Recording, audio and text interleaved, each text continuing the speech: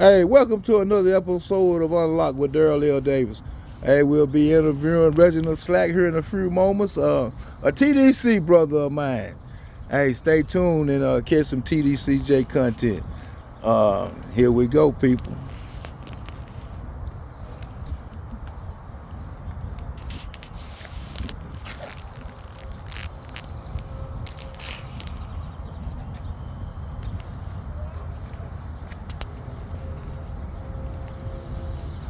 What's up, Slack? Hey, Daryl.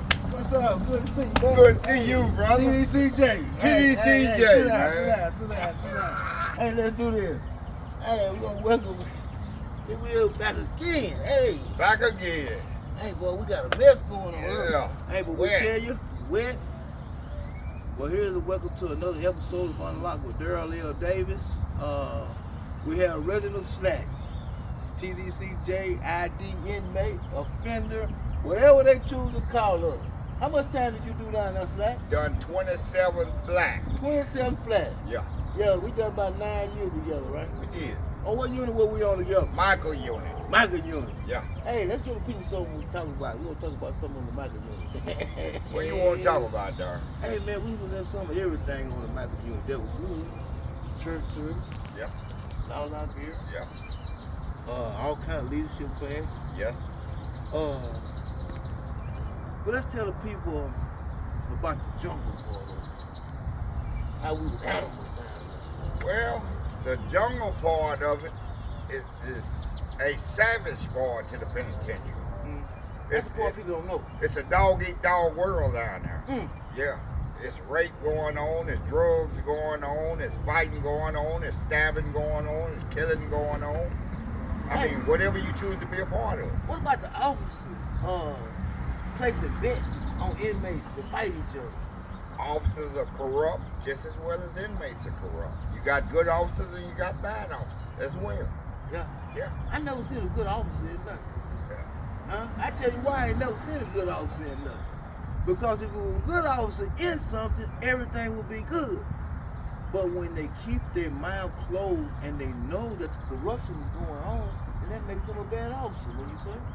I would say so. Okay. Have you ever witnessed an officer bring inmate free world food? I've been, in 30 years of being incarcerated, I witnessed some of everything. So that means you witnessed officer bring inmate shanks. Free world Knives. shanks, knives, free world food, you name it. You name it, man. Wow. Man, this interview, we just want to get people out there to let them know some of the things that go on inside of the TDCJ unit. We find ourselves today in Fort Worth, Texas. It was raining early today, but the sun has come out and it is a very beautiful day, people. And we just want to bring y'all a little content of Unlocked with Daryl Davis, because we do take our show on the road and we will talk to ex-offenders and we'll be talking to some of their family members. And once again today, our guest is Reginald Slack. He invited us to his home in Fort Worth, Texas, so we can do this video here. Tell us about your time when you had cellars, when you might have had problems with your cellmates. Man, I've been in the house with some of the best and then some of the worst too, you know. Mm-hmm. I've been in the house with murderers, child abusers, rapists, people that done killed every member of their family, people that done killed their wives. I mean, you name it, people that done killed police officers. I done been there, man. And when you find out this kind of stuff, that this is your cellar, how do you feel about that?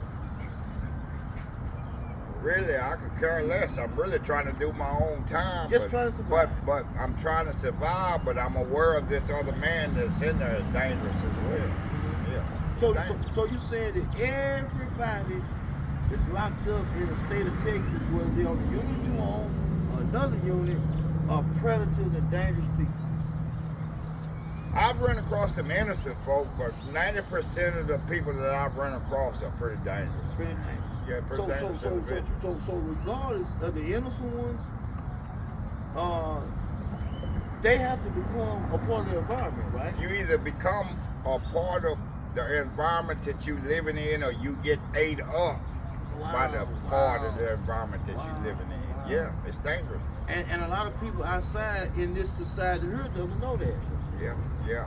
For somebody that has not been incarcerated, been behind the wall, or been behind the cage, or been behind the gate, they really don't know what's happening, man. Oh, wow. Yeah. And for 26 years straight of incarceration for you. 27. 27, I stand corrected. 27 years of incarceration for slack. You on an 18 and a half years of incarceration for me, straight. So what would you tell the people the reasons that we're here today? It's not about nothing we did, right? It's by the grace of God. By the grace of God, people. Only. Yeah. That I have not lost my sanity or have not lost my mind or killed somebody. It's by the grace of God. Wow, and I can speak for the same way.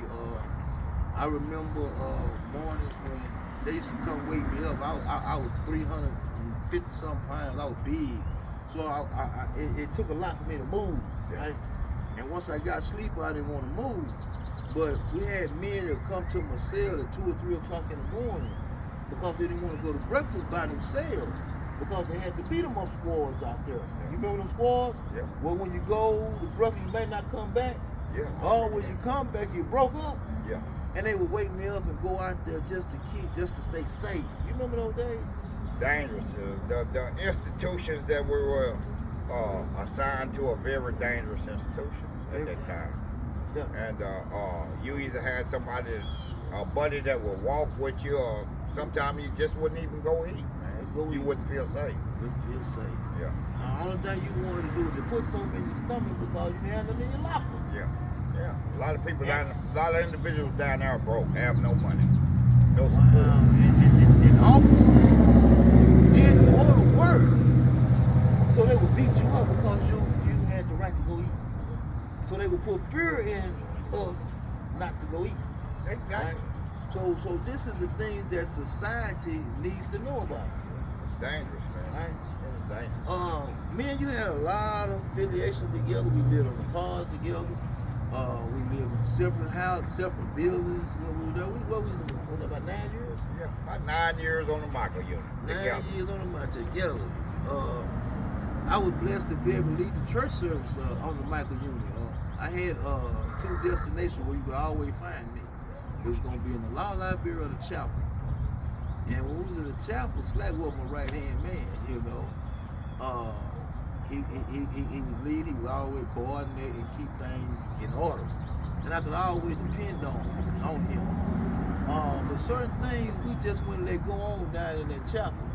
And for these women out here that's in love with these men, giving them their money, sending them their time, what were some of the things that we had to fend off that was taking place in the chapel? Well, we had uncommon relationships going on. Men with other men sneaking off in the bathrooms. Wow. And homosexuality and fights in the bathroom, and that's where they would go fights at, settle their conflicts in the bathroom. But my suggestion to any woman that's got a man that's getting out of the penitentiary is that you have him tested for HIV because you do not know, or AIDS. Because a lot of the guys down there are fooling with the homosexuals or are a homosexual, and then when they get out, they're a straight man again. So, I mean, if you just not for sure, a lot of my black sisters and a lot of my black queens are getting contaminated by HIV and AIDS. But I'm simply not knowing that the individual that they are fooling with in the penitentiary is getting out and they don't know nothing about him and having sexual relationship with him, and you don't know if he's been with another man or if he's a punk himself. So my advice to you is have him checked, my black queen. Have him checked. I have witnessed that myself. And I tend to, I seen one of them at the parole office one time, and I told him, I told you what I was going to do when I see you out there. Because it might just be an accident that, we come across, or whatever it is that you have had. And I have seen beautiful women in visitation that will burn the mufflers off their car to come see these guys. These guys will come in visitation. I'm there with my mother wishing I had a visit. No, I had a good visit, but I wish I had a female companion visit, right? Everybody longs for a female companion that's incarcerated for whatever reason or another. But these guys would have these beautiful girlfriends and wives that would come down there, and they would kiss all of them and play with them for 2 hours or whatever. Or some of them got a little bit more depending on how far they stayed. You know, if they was in 300 miles away from where they was coming, they get a little bit more time. Right.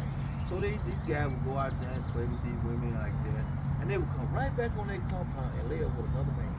And again, it's not to turn nobody. Wow. This video is not to tear nobody down. No. It's not to destroy nobody.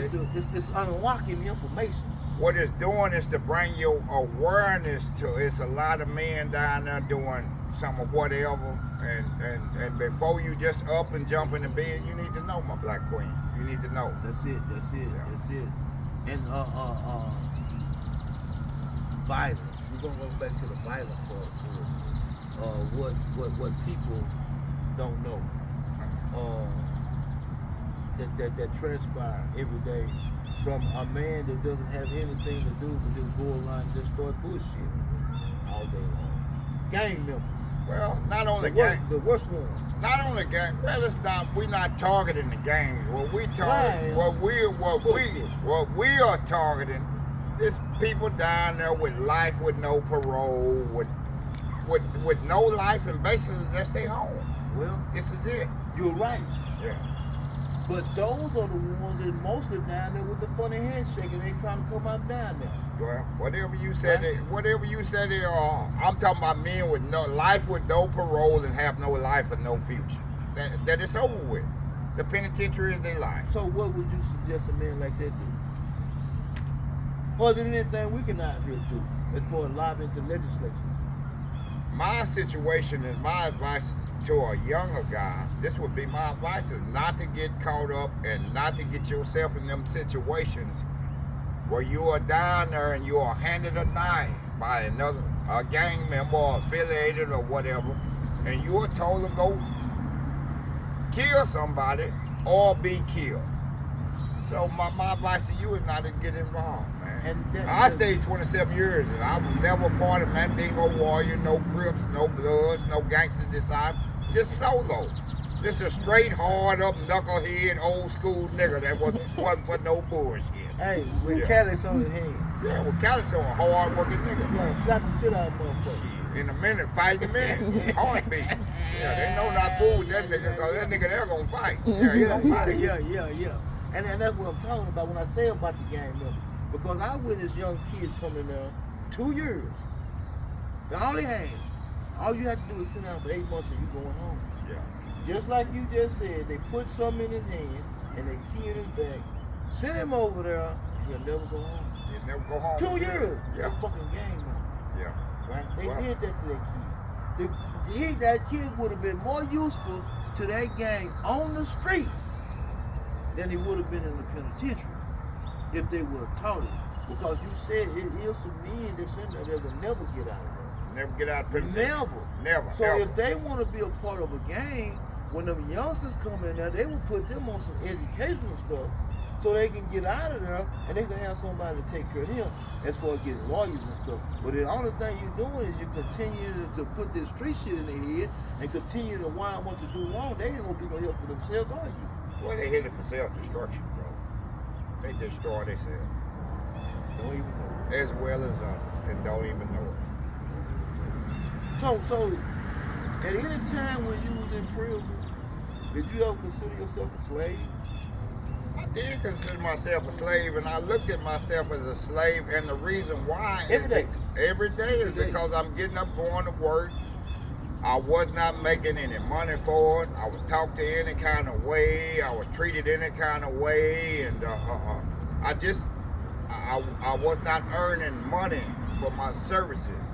The work that I was producing, whether it was in the butcher shop or whether it was in the hoe squad, which is the fields, or whether it was the SSI, sweeping the hallways or cleaning the bathroom. What about that packing plant? Yeah, packing plant the same way, man. I mean, you just... Tell us about that packing plant. You a slave with a knife in your hand, butchering hogs. You You a slave, man. Yeah. What Either time way y'all you go. turn out? 4:35 in the morning? We turn out 4 dark and we come in pretty much when it's dark.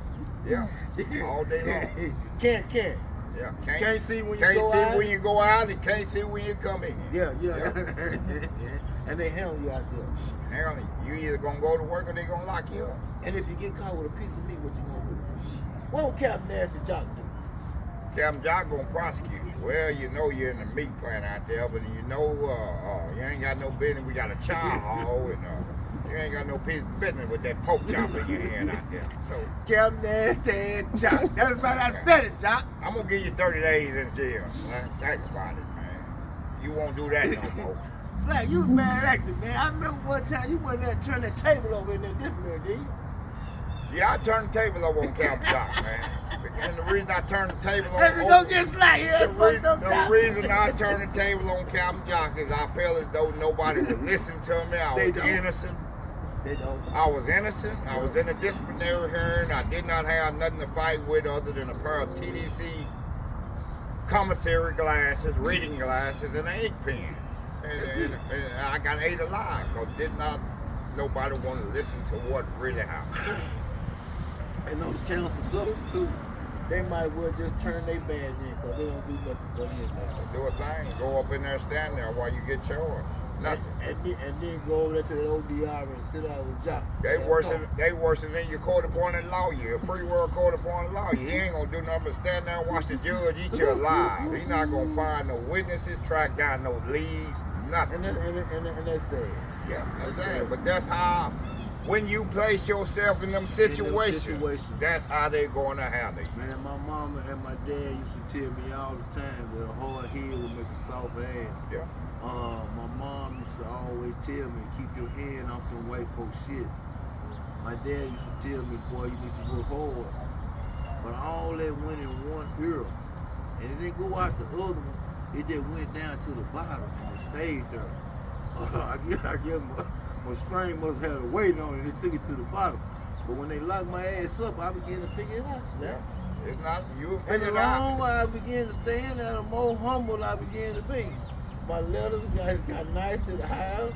The way I asked for money, even if it was my money or not, I had to ask a certain way, or I wasn't gonna get it, right?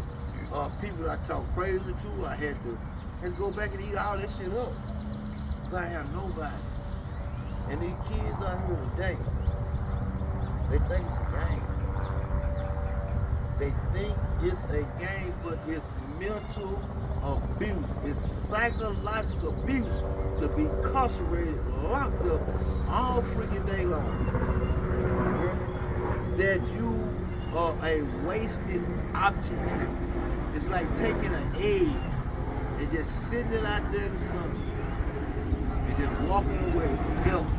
That's the way the mind is up under the pressure of incarceration. That's why they won't let you sue for mental and emotional damages or without showing the injury more than the minimum in prison. Yeah. Well, in prison, you either choose two roads: to incarcerate, to educate yourself, and to get better, and to try to do the right thing, or you'll go on the wrong path. It's two ways to go, bro. Two ways to go. Ain't no other way to go. Yeah. Or to destroy yourself. One of those. So it's like when you used to see me walking around that prison, how you be walking with the glass in that stick? Man, I walked around with a cane and with some old folk glasses on, like he back bent over like he was an old man. That can't blind man fuck with him. Headed to the law library, or either headed to the chapel, man. Walking real slow, but that's my partner, man. Hey. And I'm just glad to see him after 27 years of incarceration, man. Man, we're gonna come back with some more great stuff with this unlock. We're gonna visit some more people, man. We're gonna get better with our healing plan, and we're gonna definitely bring you back on the show. Hey, man, we want to thank you for wearing this shirt, man. The justice for Daryl Davis, yeah. Man, y'all know the story, man. Him going through something, and him need your support, people. Him need your support. Hey, man, we're going out to take care of this issue this evening, man. We got a big surprise for you coming tonight. Hey, just stay tuned. But right now, we spend some time with Reginald. and we're gonna revisit some of the days in that concrete jungle. Lockdown. A little horror story on the lockdown. Which one? The one where you didn't have nothing, and then you about to come up, and they was sliding the sheets in the door, and you get the week flow, and he up there in the door checking out, and you got to go back to week 1, day 1. It's heartbreaking, man. It's heartbreaking being locked down for a 90 and getting on the 89th or 88th day and have to start all over again behind a knucklehead, behind a idiot, man. You're already starving. You're starving. You don't have nothing in your locker. Your back touching your stomach. You know, you if just... you had $500 worth of commissary Yeah. on a 90, you ain't gonna have nothing in You your ain't gonna have 45 nothing, days. man. You got to start all over from day 1, week 1. And there you go in that door. Yeah. It was rough in there, man. Yeah, it's rough. I'm just glad by the grace of God he brought me through it, man. By the grace of God. Me too, and I'm definitely not trying to go back. Not especially for no dumb shit. I'm a 2-time college graduate, people. This is what I do, not what they say I do, right? But once again, man, we just enjoy spending a moment with you, man. And we're gonna stay in touch. Yeah. And we're gonna do some things, man. God made it possible for us to see each other outside the walls. And I think that's a one-year moment. It is. Yeah, what your mom tell you while ago is that you told us you was gonna call and check on me when you was in there, and you did that. I did I'm a everything man I of said my I was word. going to do. I'm a man of my word. Yeah. And he's a man of his word. Yeah. So that's He what did we everything do. he said we were going to do. Man, but again, man, thank you, man, for allowing us the opportunity to interview you today. And thank you for checking on me, brother. It means a lot to me, Man, that's what we do. We check on people. We keep it 100, man. Keep it 100. From the concrete jungle to the concrete slag. This is Unlocked with Daryl Davis. One thing I guess we're ready to slag again. All right. Much love, bro. You too, man. Thank you, man.